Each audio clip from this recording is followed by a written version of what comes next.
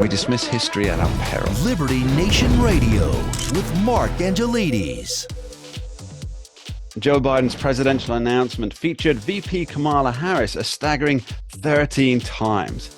Now, as the British newspaper The Telegraph described it, this was not a campaign launch. It was rather an anointment of Miss Harris. And that begs the question, who will Democrat voters be casting their ballot for in 2024? Well, we're joined by longtime host of this here radio show and Liberty Nation's senior political analyst, Mr. Tim Donner, to pass the whole situation. So Tim, I guess the first question has to be, is the 2024 vote for Democrats, is that for Joe Biden or for Kamala Harris? Well, I think it's the headline to my most recent article on LibertyNation.com pretty much answers the question. Biden to announce, but is it really Kamala on the ballot? And the reasons are fairly obvious. I mean, look, Biden is going to be 82 years old next year when he runs for re-election, which means he'd be 86 when his term would be over. I mean, he was already the oldest president ever to take the oath of office. There's already questions about him being old, even beyond his years. So if people think that they're voting for a full term of Joe Biden, I think they're burying their heads in the sand, because it seems the most likely strategy for Democrats will be to, you know, if Biden gets reelected, to at some point in that term, probably after the midterms in 2026, for him to quietly slip out the back, Jack, as the Paul Simon song said. No need to discuss much. No need to discuss. Get on the bus, Gus. Yeah, he'll get on the bus, Gus, and elevate Kamala to the into the highest position in the land, because look, that's the only way for them to know if she's even viable for 2028. Most people think she isn't, but it would then give them time to see if she, you know, can pass muster as commander-in-chief. And then if she can't, they'll have to bail out and look at Gavin Newsom and others. But look, he's 82 years old, beyond his years. A vote for Joe Biden is effectively a vote for Kamala Harris.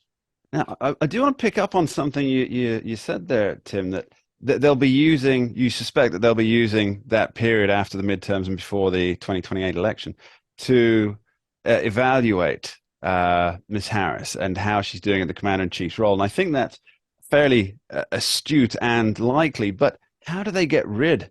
How does the DNC, the people pulling the levers, the men and women behind the curtain, how do they get rid of an incumbent president? Because there's power in the incumbency, and it doesn't always play out to another term. Well, it's true, but there's power in incumbency, particularly, of course, if you were actually elected to the position. If you simply stepped up to the position, for example, LBJ, when he stepped up after JFK was assassinated, yeah, he was the president, but he didn't feel validated until 1964 when he won a landslide victory.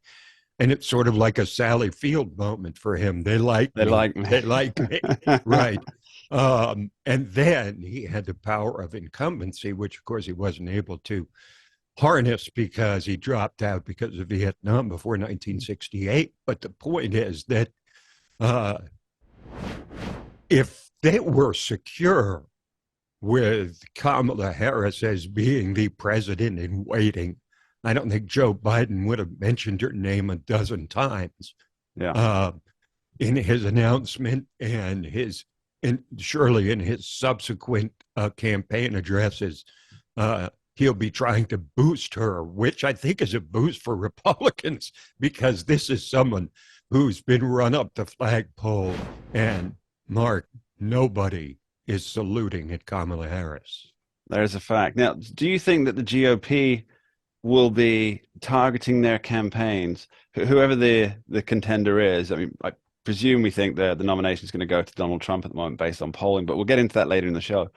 But will, let's say, Donald Trump or DeSantis or whoever it happens to may be, Do you think they will be using Kamala Harris as their focal point? So will it be uh, this is me fighting against Joe Biden, or this is me fighting against Kamala Harris? Because to me, it seems that it's fairly obvious to everybody that there's no way that Joe Biden finishes this term for whatever reason, that he finishes a second term.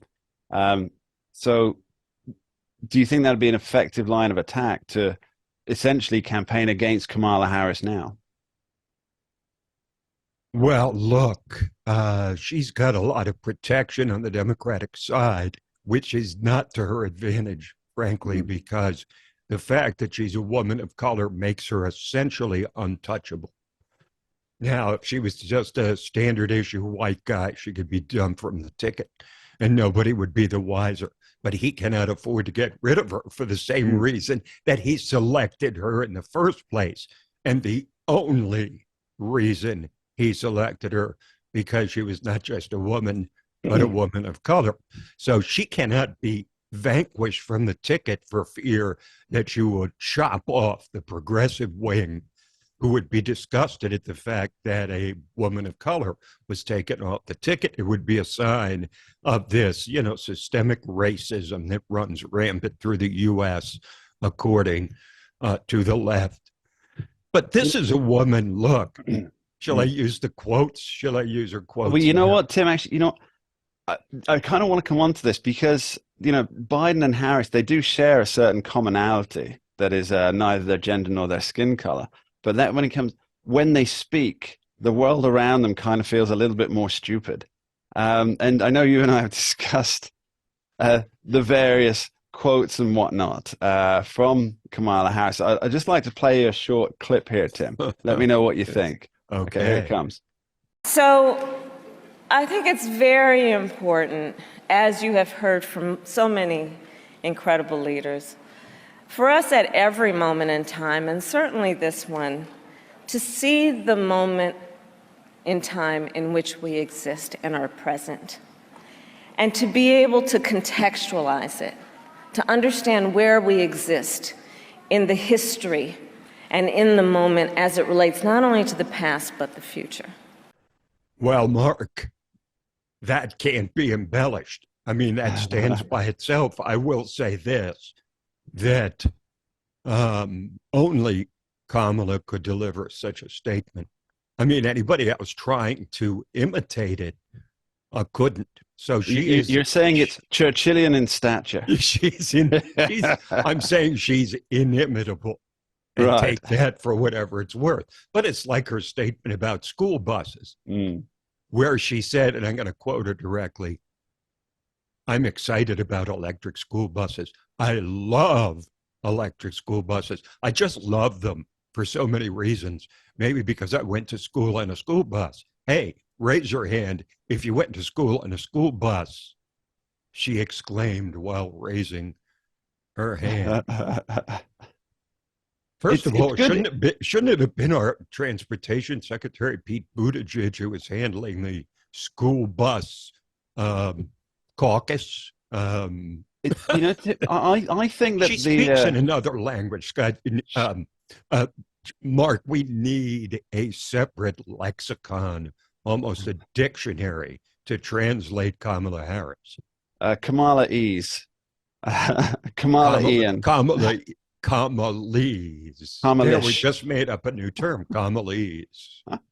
All right. Now, I'm only sorry that I didn't get to actually restate Kamala's quote myself. I think it's very important. You've heard from so many incredible leaders for at every moment, certainly this one, to see this moment in time that we exist, we're present, to be able to contextualize it. I'm so sorry you didn't give me the chance to read that. But you probably bailed me out because nobody could read it with the elan. Or a straight face for that matter, Tim. Let's be honest. True. And that's about all we have time for on this week's edition of Liberty Nation Radio here on the Radio America Network.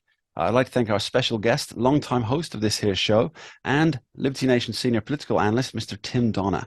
And of course, extend my thanks to you at home for taking the time to join us. Now, my final thought for this week is prompted by a quote from Lewis Carroll's Alice in Wonderland. The Queen tells Alice, "Why, sometimes I've believed as many as 6 impossible things before breakfast," she says. And it seems that we're in this position of having to believe that impossible things are an almost certainty. More than half the country believes stridently that Joe Biden cannot win another election.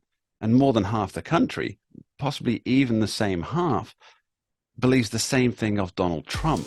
But yet here we are, in our own little wonderland, faced with the absolute probability that at least one of these impossible things is going to happen.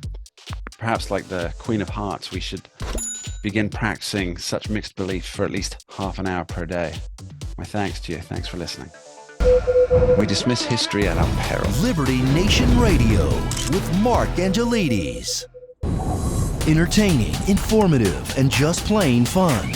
Watch Liberty Nation's The Conservative 5. Produced by conservatives for conservatives. C5's The Left Free Zone. Hosted by Liberty Nation's Lisa K. Donner. Joined by a raucous, irreverent panel of authors.